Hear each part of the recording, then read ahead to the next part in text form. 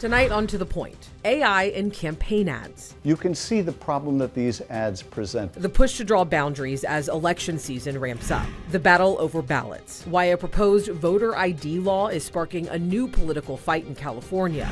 Americans weigh in on President Trump's handling of the nation's top priorities as Iran launches new missile attacks against the U.S. Dr. Anthony Fauci in the hot seat. I respectfully decline to answer. The former COVID response advisor facing new trouble on Capitol Hill.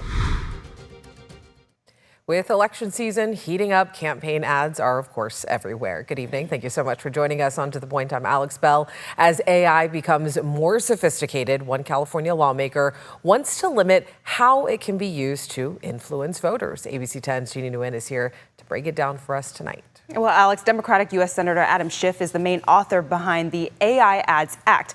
This comes after Republican candidate for governor Steve Hilton released an AI-generated ad that Schiff argues is problematic and fraudulent. He hopes his bill can put a stop to this, but experts say changing the rules around political ads will be an uphill battle.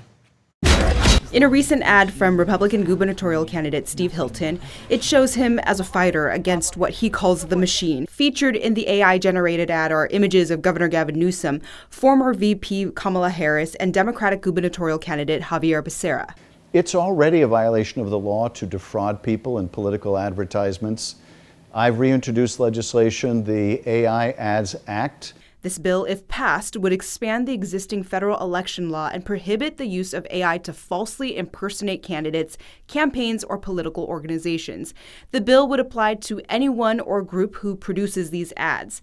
To be clear, this would not ban the usage of AI in campaign ads. All of these ads, total fakes meant to misrepresent to voters the positions of real people, real candidates, real incumbents. But author and journalist Al Tompkins says it'll be difficult to pass this bill as the rules and regulations around campaign ads are heavily protected. The courts have always given the widest possible berth to free speech when it comes to politics. So the courts federally have been very reluctant to restrain speech, political speech. But in the age of artificial intelligence, states have stepped in to do the work that generally would have been left to Congress. In 2019, Governor Gavin Newsom signed a bill that would crack down on deepfakes in elections, and in 2024 signed 3 additional bills addressing deceptive AI-generated election-related content. But even with these new laws, Tompkins says it's still up to the voter to be educated when consuming political ads. We've been able to alter the way that people sound in recordings, on video and film for decades. So there's nothing new about that. What's new is it's easier and even more convincing now. But it's not new that politicians lie about each other. That's not new. In a statement, Steve Hilton says in part Adam Schiff is another creature of the same corrupt machine and wants to silence criticism.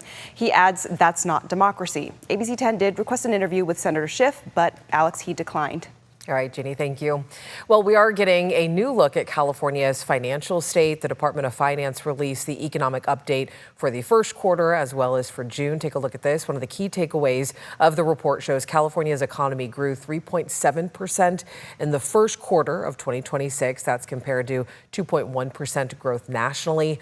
Also, the state collected more tax revenue than expected, with $665 million above forecast in June.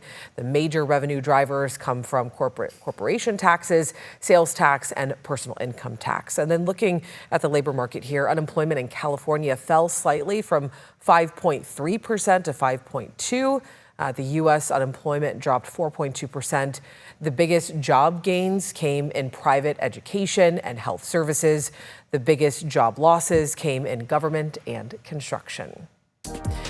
California has been prone to attacks from the Trump administration over elections. Now a state-level effort led by Republicans to require identification when voting is facing strong Democratic opposition. ABC 10 political reporter Jenny He has the details for us tonight. A very visual depiction of how heated things can get in politics leading up to an election. Oh, absolutely. I mean, again, this is such a red meat issue. Voter ID is at the center of a growing partisan battle over a measure that will appear in front of voters on the November ballot, Proposition 39. It's called the Prohibit Citizens from Voting Unless They Present Government-Issued Identification initiative. It seeks to require additional identification from voters each time they vote. If asking for normal security is something that is becoming very partisan, we should really investigate what is going on. Republican State Assembly member David Tongipaw is in support of Prop 39. Meanwhile, Prop 39 opponents are ramping up efforts, with Democratic leaders Assembly Speaker Robert Rivas and candidate for Governor Javier Becerra co-chairing a new coalition called No on Prop 39 Block Election Rigging. They furthered their opposition on Wednesday, with Rivas and Senate President Pro Tem Monique Limon filing a lawsuit, arguing Prop 39's proponents have been misleading. The new lawsuit alleges the descriptions of the measure set to be presented to voters are, quote, misleading and false. They point to a statement that Prop 39 keeps voting easy while making it more secure. Limon and Rivas counter the measure adds identification requirements and that there are no provisions to increase privacy concerns. To which proponents say, and if voter ID is racist and disenfranchising, or ID is doing that alone, do they have the same thoughts when it comes to opening a bank account, going and functioning in human society? The lawsuit also says proponents falsely and/or misleadingly state Prop 39 would save money. But according to the nonpartisan Legislative Analyst's Office, Prop 39 could cost tens of millions to the low hundreds of millions of dollars. And we believe that this will save time, streamline the process, and guarantee that Americans are voting in American elections. Tongipaw adds he believes this will prevent the need for post-election audits. Meantime, there's another lawsuit by the Yes side. Proponents allege the state attorney general unlawfully changed their ballot title and summary into an inaccurate partisan description. The state has countered all 9 ballot initiative titles and summaries have been revised. Jenny Ha, ABC 10. Now, both lawsuits face a time crunch as the deadline to make any changes to the language of the ballot measure is August 10th. Of course, as we get closer to elections, if you have questions, let us know. All right, after the break, the Fed makes its latest move on interest rates, keeping them unchanged for now. But look, not everyone agreed. We'll explain the divide and what comes next. And the nation's leading infectious disease expert in the hot seat today, the questions aimed at Dr. Anthony Fauci and why he refuses to answer them. And temperatures back in the upper 90s tomorrow, but weather impact alert begins on Friday as we have a stretch of triple-digit heat. I've got a full look at that forecast after the break. But first, another headlines tonight.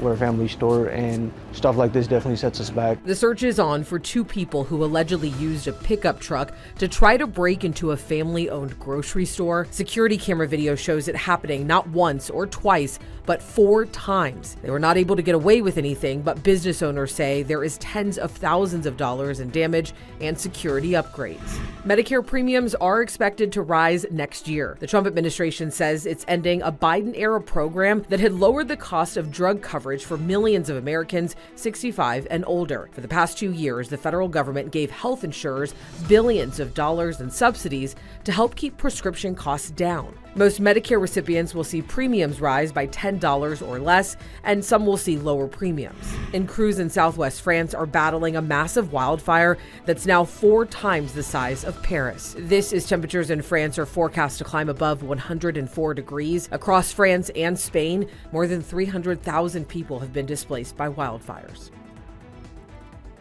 All right, before we get to weather, an update tonight on several fires that we've recently covered in Tuolumne and Calaveras counties. Investigators say that 4 of the 5 fires were human or vehicle caused, which included equipment use, spontaneous combustion, and 1 was even determined to be started recklessly. CAL FIRE urges everyone to use a little bit extra caution with vehicles, equipment, of course, anything that could spark a fire. And I do want to get things over to Brendan because you are tracking a weather impact alert. We know we've just been hot and dry, so people just need to be so careful when it comes to all that dry grass and debris and everything else. Yeah, 100%. And again, it is going to be much hotter as we go from Friday into next week. So Look, fuels are seasonally dry. It's not going to get any better until we get a good soaking rain, and we know that's not going to happen until October at the earliest. So we've really got to be thinking about fire all the time. And again, it is going to be hotter, so that's going to add to the fire danger. 96 was our high temperature today in the capital city, 97 in Stockton, 97 in Modesto. Some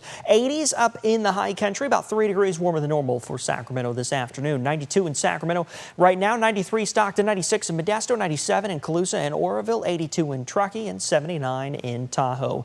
A nicer onshore wind than what we saw yesterday. It's about 5 to 10 miles per hour across the valley, so we're a couple degrees cooler than we were 24 hours ago. 92 as we look towards Sutter Health Park. The A's taking on the Red Sox. Pretty nice weather for baseball. Not going to get much better for late July in Sacramento. Temperatures in the 70s, then 60s as we get towards midnight tonight. Thursday morning starts off right near 60 in Sacramento, 60 in Stockton, 64 in Modesto, 70 in Placerville, 30s and 40s in the high country. Thursday afternoon, we're back in those mid to upper 90s. Hot and sunny, 96 Sacramento, 97 in Stockton, 98 in Modesto, about 100 up in Marysville, 99 in Oroville, 97 Sonora and Angels Camp, 88 in Truckee, and 85 in South Lake Tahoe. But warmer mornings and warmer afternoons are on the way as soon as Friday. As high pressure builds off to the west, it's going to sit right overhead through the weekend, sending temperatures climbing towards about 103 on Sunday.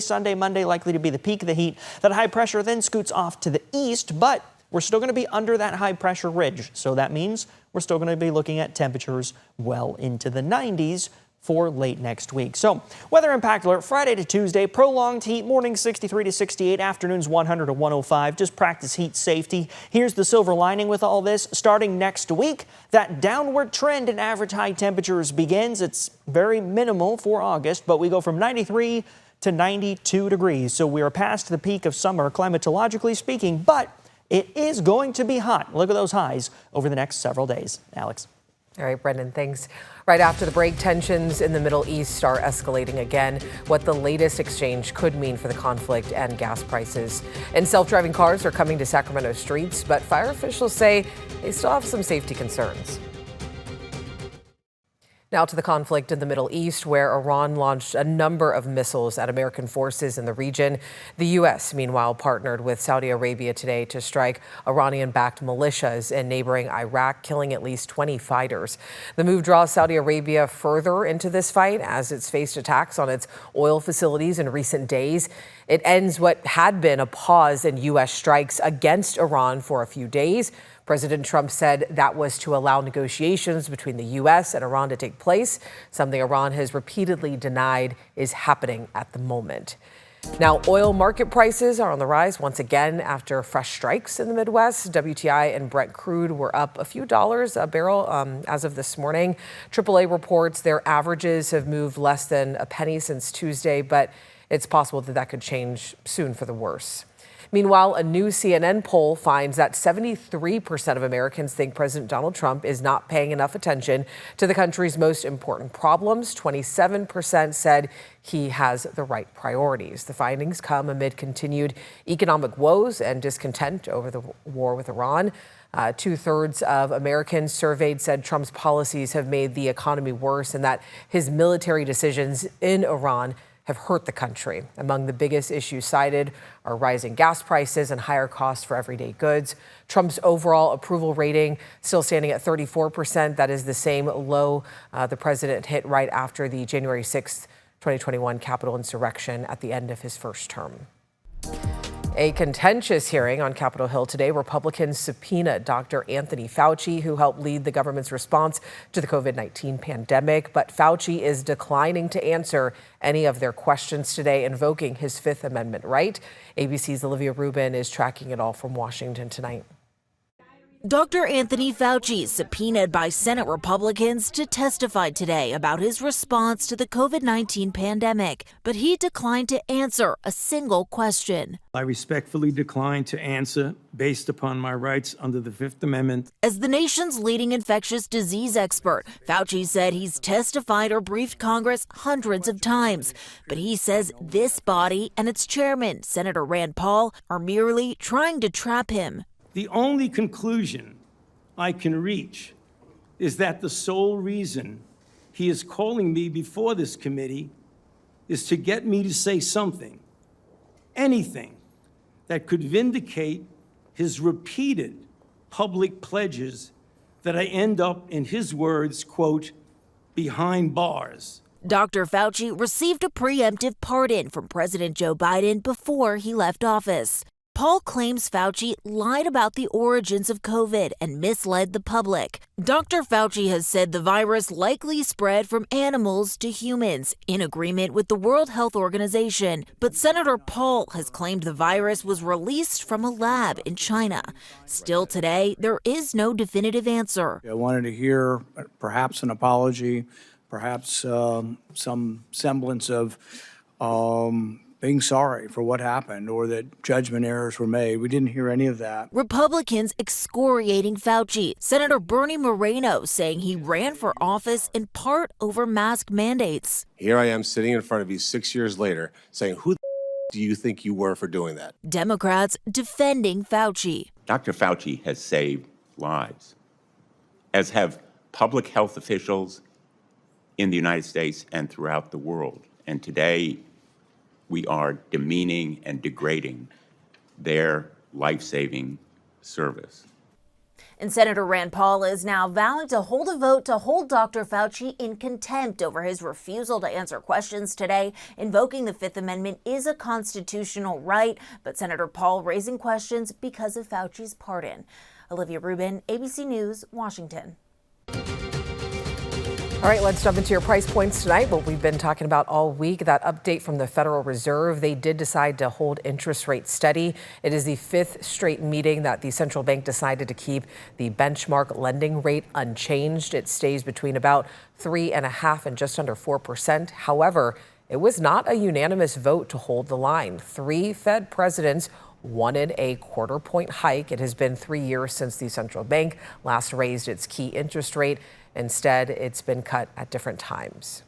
Meanwhile, more Americans are filing for personal bankruptcy. More than 500,000 personal bankruptcies were filed last year. That's nearly 50% more than 3 years ago. Bankruptcy allows people to handle their debts through a court-appointed trustee instead of dealing with collection agencies. That trustee can help with repayment plans or sometimes get some of that debt erased. Self-driving Waymo cars could be carrying passengers right here in Sacramento streets in just a couple of weeks, and people are already spotting those Waymo cars. You might have already seen them yourself. They are actually testing and mapping roads across our area. They still have drivers behind the wheel, but soon those cars could be operating on their own. As this rollout gets closer, the Sacramento Fire Department says that they do still have some concerns. When we are responding and we need them to yield to our red lights and siren, we need to make sure that they are programmed for that. It seems like they are, but we need to just make sure. And then operationally, when we're on scene of a vehicle, if it's going to avoid that area or how that vehicle is going to navigate around our apparatus. Sacramento Fire has assigned a battalion chief to work with Waymo, Sacramento police, and city officials. Together, they are developing a rollout plan addressing public safety concerns. Passenger service is set to begin downtown and in Midtown before potentially expanding.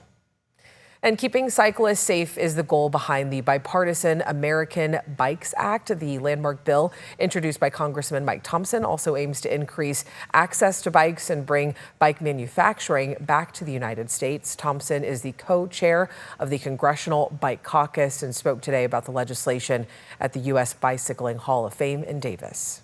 We need to address cyclist safety, not just in Davis and at the UC, but across the country. And this bill will provide necessary tools and investment to be able to do that. That's why it's so critical. Congressman Thompson also recognized the death of 20-year-old Lincoln Sabini, a cyclist who died in a crash involving a vehicle near UC Davis back in April. Her death prompted calls for safer bike and pedestrian infrastructure.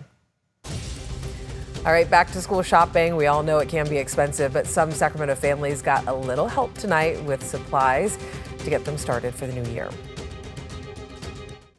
It is back to school season, and tonight some students received new supplies to help them start off the school year just right. Mayor Kevin McCarty and other local leaders gave away free backpacks, school supplies, health resources, and even haircuts. The backpacks were given away at a first-come, first-served basis at Northgate Park out in South Natomas. All right, I do want to get a look at what we're working on for tomorrow. Hundreds of California drivers believe they were misled into paying extra fees on websites they thought were the DMV. Now, some drivers renewing their car registration on the DMV website actually landed on a third-party DMV provider that charged an extra $90 in fees. The DMV does authorize the third-party companies and does not limit what they can charge. Coming up tomorrow on To The Point, you're actually going to hear from drivers fighting for change and the push for a state law that would cap those fees. It's definitely a story that you don't want to miss. As always, thank you so much for watching, for always inviting us into your home. If you have something you think we should be looking into, which I know we've already gotten an email already, we will definitely look into it for you. Just email us at tothepoint@abc10.com. We'll get right back to you. Have a great night. I'll see you right back here tomorrow.